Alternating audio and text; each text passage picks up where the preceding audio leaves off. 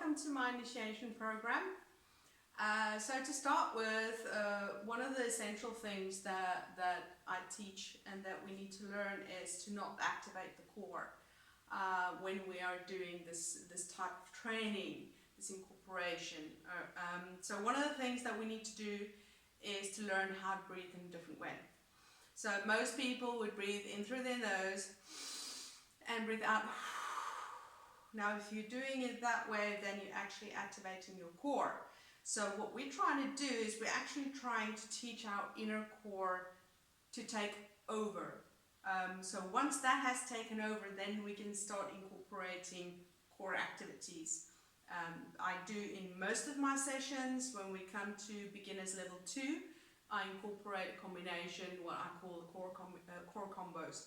And that is actual core exercises with vacuums, and that's when you actually have that correct activation going. So first of all, what we're teaching our bodies is to not activate the core. So we have to have good posture. That is also a necessity. Breathe in through your nose, and always try and breathe into your chest, into the rib cage, to your full capacity. Through all our exercises, we try and to breathe into our full capacity, and as you breathe out, you would actually drop your jaw as if you're going to draw a picture on the window, okay? So really open your jaw. The bigger you open your jaw and drop your jaw, and the more you relax your mouth, the easier it's going to be just to control the airflow out. So we're not actually breathing out, we're just controlling the air to flow out, literally. All right, let's try that. Breathe in through your nose, drop your jaw. Again, breathe in through your nose, into your chest. Really open that rib cage, drop your jaw. And what we're doing is actually warming up the diaphragm just by doing this. Breathe in again. Feel how your hands are moving when you breathe in. Drop your jaw. And slowly ease the air out. And this is a very good thing to do when you feel stressed as well. Okay? Moving on from that, another essential thing that we need to incorporate and start learning, because eventually when we get to beginners level 2, I don't remind these things anymore because there is just too much to say about new incorporations, new movements, new postures. And that is why in the initiation program I teach the essentials, right? So in standing positions, any of the positions, you need to have your shoulders always away from your ears, pushing towards your waist. And then your knees are unlocked, which means literally my knees are just from a neutral position, meaning that I have the little hollow here, from here, and I normally hold on to my belly, and I have the other hand to make sure that I'm not moving my hips forward or backwards. All right, just from here, a neutral position, I unlock my knees, right? That's the other thing. We never have locked knees ever in any of these practices. So always unlock your knees. And the other thing to remember is to not arch your back or tilt your pelvis. So again, when we tilt the pelvis, we're activating the core area, which we are trying not to do because we're trying to get the inner core to activate. And by arching, we're displacing the weight, and we can't actually work the body the way it should, right? And then the other essential thing that we need to do is always have our feet parallel. By parallel, I mean when you look down, that your feet are literally one right next to the other one. Now, many of us, either from having carried kids on one arm, would have one foot maybe out, or many of us would have our toes out, or some has, because we have knock knees, the toes goes in. Now if you have your feet parallel and you look in the mirror and you see my knees are going inwards, then just lift your arches The arches, that's like the inner part of your foot, right? That's that little hollow in your foot. The same with the neutral position of this part is the same with your feet. Now, if you tend to have very flat feet and your knees fall forward, creating strain on your lower back, when we adjust the knees and we actually lift those arches just a little bit, the knees now are in line with the hips are in line with the shoulders, and by having everything in line, the body starts adjusting itself correctly, and lower back pain disappears, neck pain disappears. It's a follow-up like the blocks. When they are allocated correctly, everything else starts moving into their place, and that's one of the essential necessities in this practice. So the other thing that we need to take into account is that our feet are actually hip-width apart. Okay, so if you don't know how to measure that, many people do it this way, but if you're not having your feet out wide enough, then this measurement is not going to actually be very correct, right? It doesn't have to be exact, but the quickest way and the best way to do it is to have one heel right next to the other one, the one foot showing 90 degrees, and where your big toe is, you lift it up, look at it, make a spot with your eye and put your heel down there. That is my hip width, okay? Now, if you're very tall and you have lower back problems, I say 1 centimeter more would give you more stability. If you're short, stay with just the hip width, okay? Now from here, with the standing positions, there are several. So we have what we call Venus. Venus is literally the arms out to the side, and then we have athenea. Those are the upright standing positions that we work with. So let's start with Venus. I will be teaching you in another tutorial how to do Venus against the wall, which is the safest way to start practicing, because we think we are standing straight and the wall tells us, no, you're not standing straight. Okay, but let's run through it so that you can start just understanding a little bit more of these postures for your initiation, that when we are actually getting together on a session, that you know what I'm talking about when I say certain things, okay? So again, flex your knees, so start incorporating that, and make sure that your chest is lifted. Careful that your chin is not lifted either, okay? So keep your chin parallel, shoulders down to your waist, and literally the only thing I'm going to do is move my elbows to the sides. Hands are doing nothing. The forearms and hands are just following the elbows, okay? And from here, the hands are now following the upper arms. So I just try and reach with the fingertips. Now I do open them.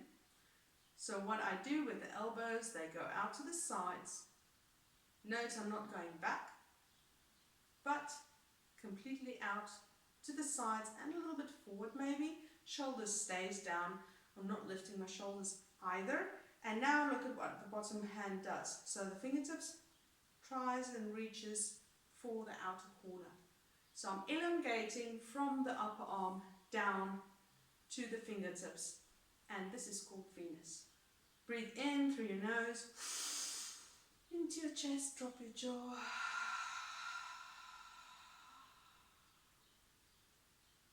Okay, that's how we breathe. Let's go to athenea. Athenea is literally where you are from there with your elbows stays there. Your palms move down, your fingertips pulls up to your nose. Now for a lot of people this may hurt. That flexibility of trying to pull your fingertips up towards your nose while your elbows staying out there and your shoulders dropping down, the more you push your shoulder to your waist and the elbow is out to the side, fingertips pulling up, the more you're stretching your forearms, the more the nerves has space to slide. Now they don't stretch, but they do slide. Okay, and from here again I breathe into my sternum and into my rib cage, drop your jaw,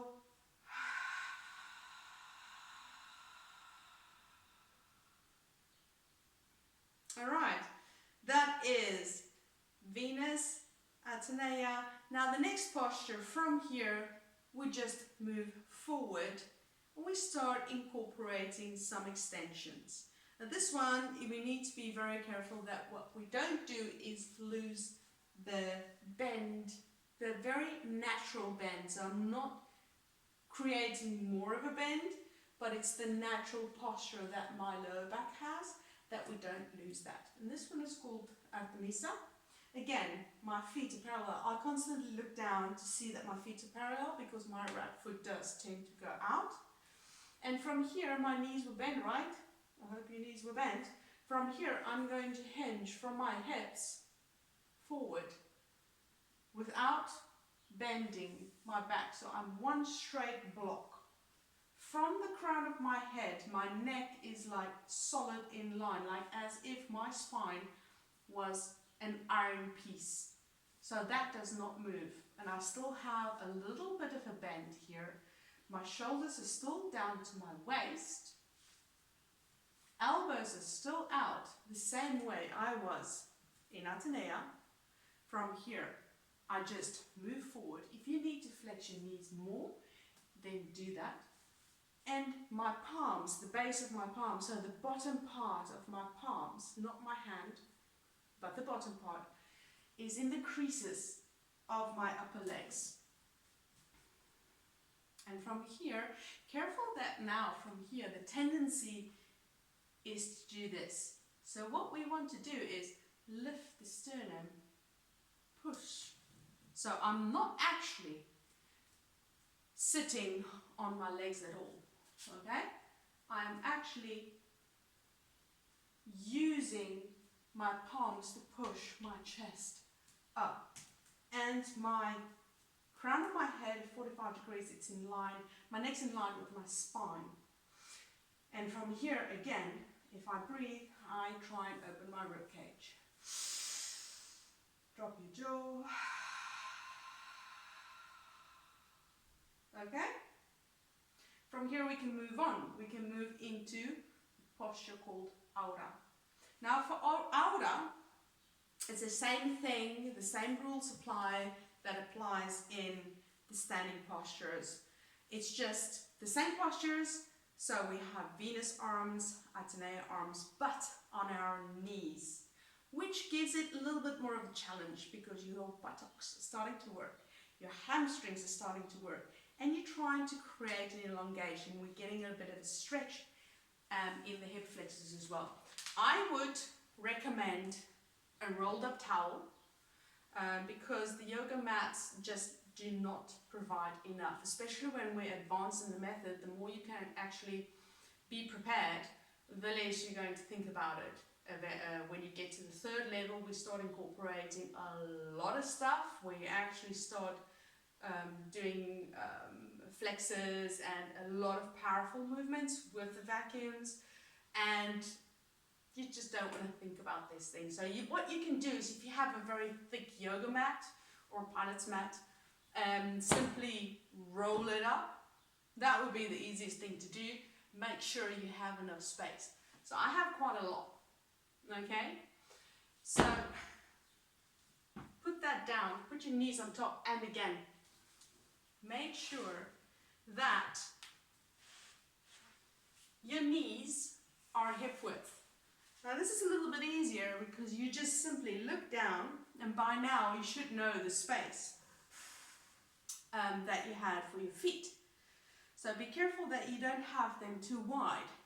For me, the easiest way to know that I don't have them too wide is to literally just put my hand like this by my belly button, look down, and I should be able to see my knees. And this way, they are hip width, okay? And for this posture, from the side, your feet are always flexed. Now this is another important thing because standing, naturally our feet are flexed. But all of the other postures, doesn't matter if they're on all fours, if they're on your knees, if they're sitting, if they're lying down, all of them has flexed feet. Why? Well, because you have the sciatic nerve running down there. and it needs its space. Now, all of the hand movements and arm movements are designed to actually create space for the nerves to move in their natural positions, okay? So I would have my feet flexed, and also the feet are not together, but they're also separate. So you can quickly glance back to make sure they are in line with your knees, and push your hips forward so that we're not slouching forward, or we don't have creating any pressure on the lower back. So you need to be literally straight down, and for a lot of people, especially if you're a runner, you need to push a little bit. You feel there's a nice stretch, and you need to then really get your buttocks tight. And this is a good workout. This is a good workout for your hamstrings, for your inner thighs, and for your buttocks. And the same thing here. Nice and tall, shoulders down, and we will be in Venus in this posture, or in athenea in this posture, okay? So this is quite easy to start with. And then we go to postures like, so I'm going to in the first day, just so that you can get used to it, so that you can know, to be a little bit more prepared of what is to be expected in any of the posterior sections. I'm talking you through the essentials, so that next time when we see each other, that you don't have to feel unexpected. There's a lot of stuff going on in these postures. If I all of a sudden make you go through a whole session, most people feel overwhelmed, and that is why I've designed the initiation program, because nobody that out there actually has an initiation program preparing you, and it can be very overwhelming, and then people get a little bit flustered. Even some people got a little bit dizzy because there was just too much information. They couldn't actually concentrate on the breathing or the vacuums at all. Okay, so let's move on. A lot of the postures are very easy to follow, so I'm not going to run through all of them because there's quite a lot of them. But another essential is when you're lying down. These are very good postures, and normally in the next session that we will be doing together, I will be starting your vacuums lying down. These are a lot better because you have the floor as a direction to have good posture, and you want to take all that extra mental activity away to concentrate on actually doing the vacuums, right? And so the essentials for lying down on the floor would be to have, again, your knees flexed, feet flexed, okay? So really pull them up. In the beginning it might get a little bit tired, but eventually you just learn to do that. And the little hollow in the lower back. That's a very essential part. So let's see each other again in a couple of days, and I'll be taking you through your first